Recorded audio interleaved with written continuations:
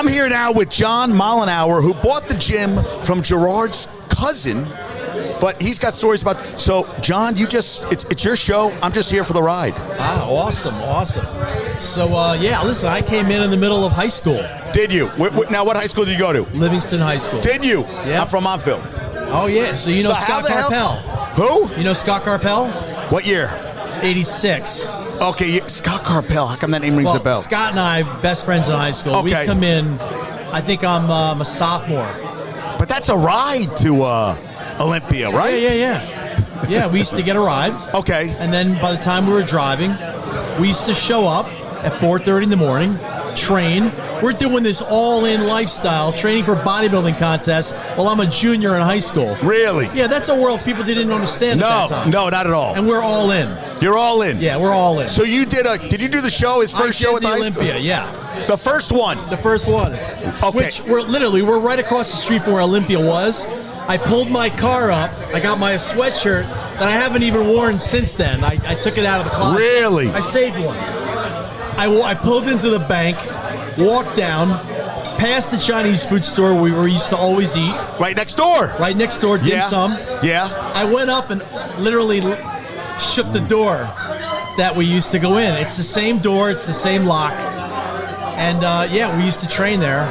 Do you have pictures of yourself from back then? Yes, I do. So I'm gonna get your number and I'm gonna get all that because everybody. Actually, Chris has got them on. Yeah, he does. He's got a couple pictures of me from a contest. Okay. Because I probably did 4, 5, 6 shows. You did? Yes. Yeah, I took third to Mr. New Jersey. Did you? Yes. What weight class? Middleweight. Nice. Yeah.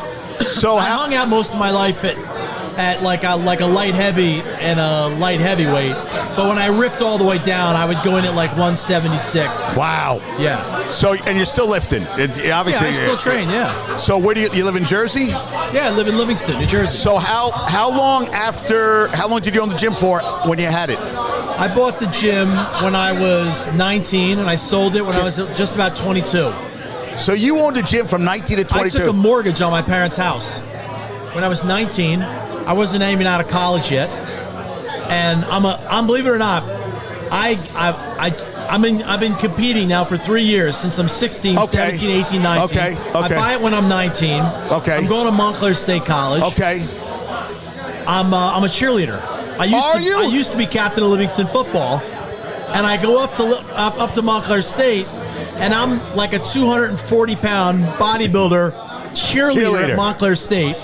So I had the best of both worlds because I was as big as the football team. Right. And I owned the gym that all the football players used to train at. Wow. So, but I'm hanging out with all the girls. So my father, that's how I met Chris. My father taught Chris at Montclair State. Arnold Shanker, he taught business law and taxation for like 25 years. Yeah. That's how I met Chris. Yeah. So holy shit, okay. So you buy the gym at 19. Yeah. You sell the gym at 22. Where do you go from there?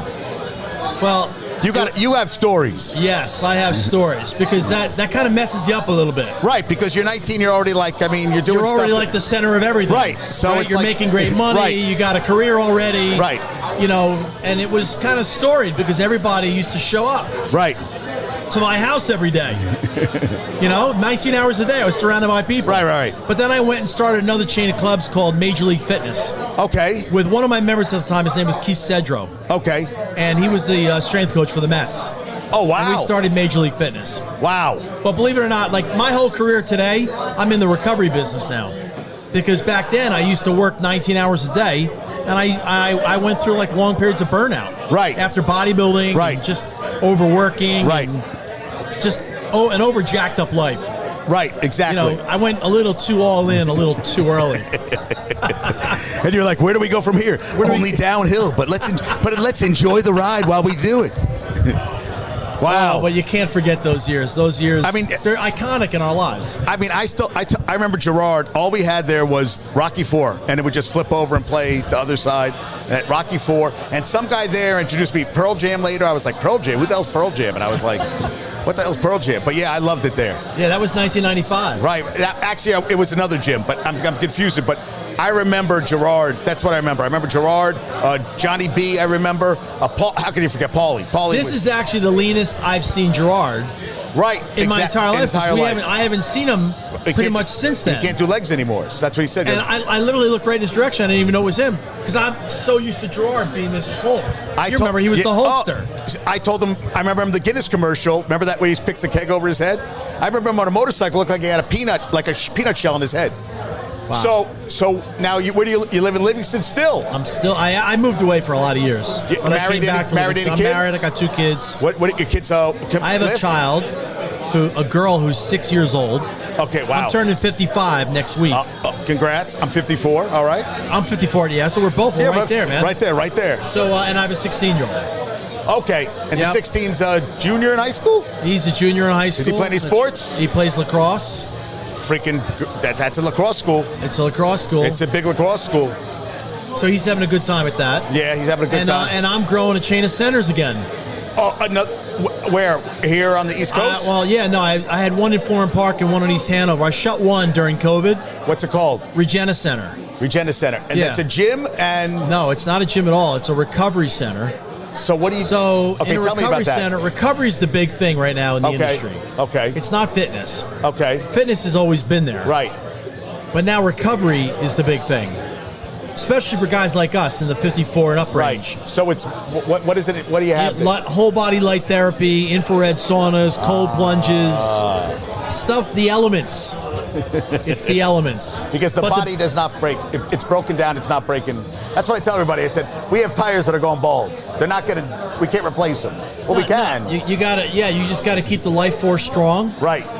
You gotta make sure that you don't burn out. Right. You know, you burn out, you tire out, you burn out, and you wear out. Exactly. Right? But the number one way to not wear out is don't burn out. And the number one way to not to burn out is don't tire out. You're still going to be tired at the end of the day.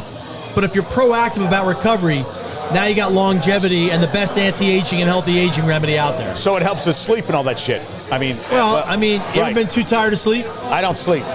That's because you're too tired to sleep. Right. Yeah, because you work all day. Right. You come home. And you're stimulated, and it's hard to go to sleep. It is. Yeah, because then you have to face your true condition. You realize how freaking exhausted you are. You stay up till 1 o'clock in the morning watching something and eating.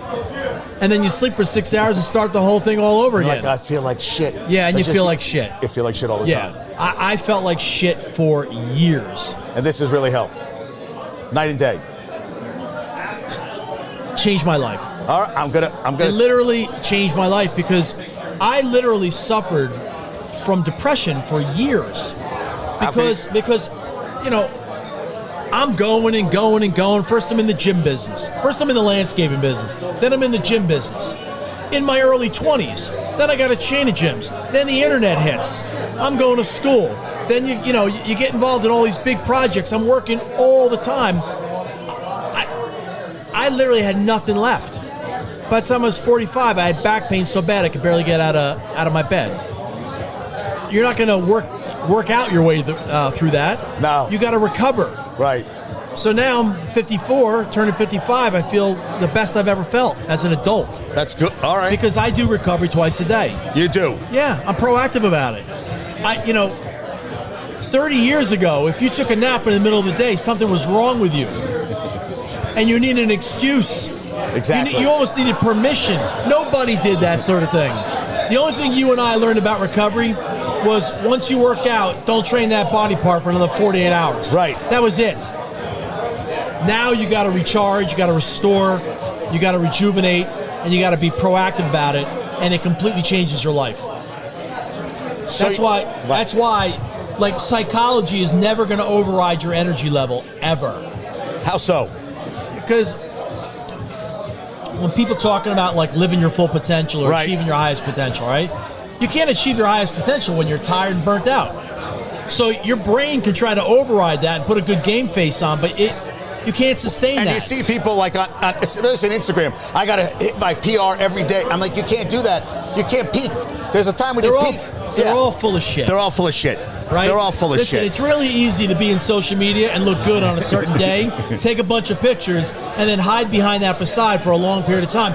Nobody sustains that, I know, ever. And they all talk about it like, oh, and I'm doing this and I'm hitting my peaks. I'm like, you're not hitting peaks all the time. Yeah, that's everybody. It's like fake book. That's it's like Facebook. Yeah, like Facebook. Everybody's they're happy, and then he butchers his wife, and she's in the freezer somewhere. That's right. Right. So you can't trust social media. Right. You can't trust it at all. Social media has you can doctor up pictures like nobody's business. Anything.